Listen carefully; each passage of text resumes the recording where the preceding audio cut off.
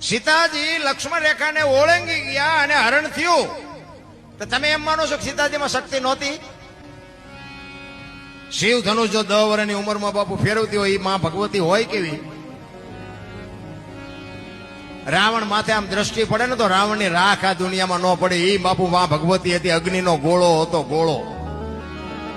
પણ એને આપણા માટે એક માર્ગ બતાવ્યો કે જે લક્ષ્મણ રેખા ટપી જાય ને એનું આ દુનિયામાં હરણ જ થાય. પછી દીકરી હોય, બાપ હોય, માં હોય, પત્ની હોય, જે હોય, જે લક્ષ્મણ રેખા ટપ્યા એના હરણ જ થયા. રાવણ મરી ગયા એમમાં ન રહેતા, ગામો ગામ છે હજી. જે લક્ષ્મણ રેખા ટપ્યા, બાપની એ બાપુ મર્યાદા હોય, માની એ મર્યાદા હોય, પત્નીની એ મર્યાદા હોય, દીકરાની એ મર્યાદા હોય. મર્યાદા બારો બાપુ જે જાય ને આ લિસ્ટમાં દુનિયામાં નામ નીકળી જાય. ગમે એટલા પૈસાદાર હોય, પૈસાથી નામ નથી રહેતું.